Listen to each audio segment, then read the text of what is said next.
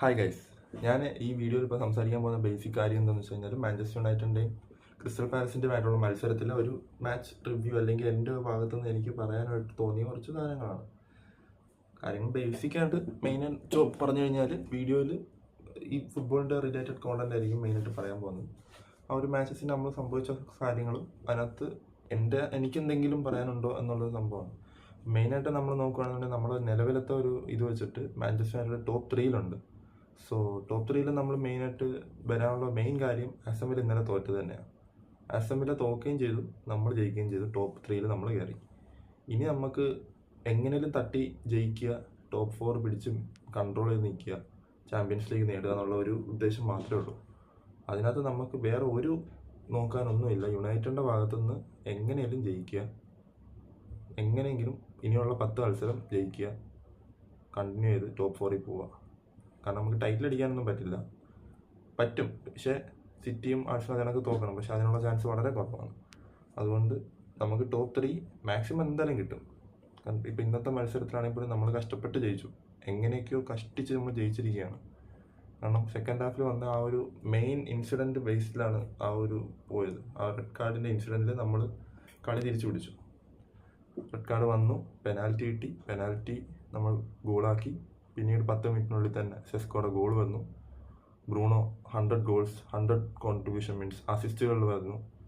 അതിൽ വന്ന കുറേ നമുക്ക് റെഡ് കാർഡിന് ശേഷം ഒരുപാട് ഇൻസിഡൻസ് നല്ല രീതിയിലുണ്ടായി നമുക്ക്.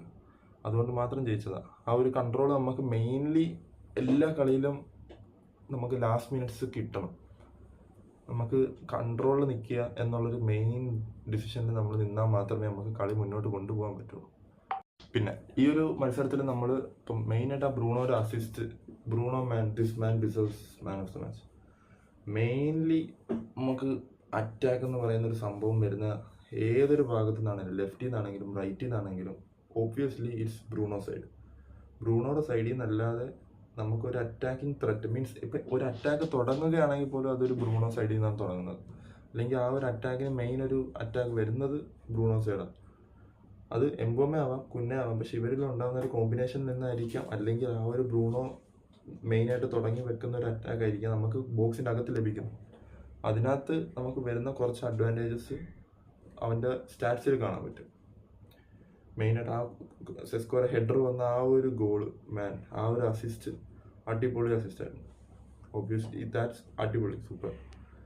പിന്നെ നമുക്ക് ഇനിയുള്ള മാച്ചസിൽ നമുക്ക് സത്യം ജയിച്ചു കഴിഞ്ഞാൽ ടോപ്പ് 3 ലാസ്റ്റ് പേരെ കൊണ്ടുപോകേണ്ട കാര്യമില്ല. നമുക്ക് ടോപ്പ് 4 കിട്ടാനായിട്ട് ഇനിയുള്ള ഒരു 7 മത്സരമെങ്കിലും മിനിമം ജയിച്ചു കഴിഞ്ഞാൽ നമുക്ക് നല്ല രീതിയിൽ കൺട്രോൾ ചെയ്ത് നിൽക്കാൻ പറ്റും. കാരണം ടോപ്പിൽ നിൽക്കുന്ന ടീംസിനെതിരെ നമുക്ക് കളി വരുന്നുണ്ട്. അതുകൊണ്ട് നമുക്ക് പിടിച്ചു നിൽക്കാൻ പറ്റും. അടുത്തത് ഇനി ഉടനെ വരാൻ പോകുന്നത് നമുക്ക് ന്യൂകാസിലായിട്ടുള്ള മത്സരമാണ്. ന്യൂകാസിലിൽ നമുക്ക് എന്തായാലും വ്യാഴാഴ്ച 5-ാം തീയതി നമുക്ക് മത്സരമുണ്ട്. ആ ഒരു മത്സരം നമുക്ക് ജയിക്കാവുന്നതാണ്. പിന്നെ കൊണ്ട് കലയുടയ്ക്കാതിരുന്നാൽ ഓക്കെ ആയിരിക്കും. പിന്നീട് വരുന്നതാണ് ആസ്റ്റൺ വില്ലയായിട്ടുള്ള മത്സരം. ആസ്റ്റൺ വില്ലയായിട്ടുള്ള മത്സരം നമുക്ക് ജയിച്ചു കഴിഞ്ഞാൽ അവരെന്തായാലും താഴെ പോകും. നിലവിലത്തെ സാഹചര്യം വെച്ച് ആസ്റ്റൺ വില്ല ടോപ്പ് 4 ലഭിക്കാൻ തന്നെ ഭയങ്കര പാടാണ്. കാരണം ലിവർപൂൾ ആക്ച്വലി ഇപ്പോൾ നല്ല ഫോമിലായി വരുന്നുണ്ട്. ബട്ട് ഒരു ആസ്റ്റൺ വില്ലയുടെ കാര്യം നോക്കുന്ന സമയത്ത് ആസ്റ്റൺ വില്ല കുറച്ചും കൂടെ മെച്ചപ്പെട്ട് കളിച്ചാൽ നിന്നും, പക്ഷെ അത് നമുക്കെതിരെ വേണ്ട. നമുക്ക് നമ്മൾ കളി അത് മതി. ബാക്കിയൊക്കെ നമുക്ക് പിന്നെ ഓരോ മാച്ചസിനും നമുക്കൊരു റിവ്യൂ ആയിട്ട് വരുന്നതായിരിക്കും. ഞാൻ ഇപ്പം മെയിൻലി മാഞ്ചസ്റ്റർ യുണൈറ്റഡാണ് ടാർഗറ്റ് ചെയ്യുന്നത്. ഇത് കൂടാതെ മാഞ്ചസ്റ്റർ യുണൈറ്റഡ് ഫാൻ ആയതുകൊണ്ടും ഇത് കൂടാതെ നമുക്ക് ബാക്കിയുള്ള മാച്ചസ് വെച്ചിട്ടും ചെയ്യാൻ പറ്റുന്ന രീതിയിൽ നമുക്ക് ട്രൈ ചെയ്യാം. എങ്ങനെയൊക്കെ കൊണ്ടുപോകാൻ പറ്റുമെന്ന് നിങ്ങളുടെ സപ്പോർട്ടോടുകൂടി തന്നെ നമുക്ക് നോക്കാം. ഓക്കെ.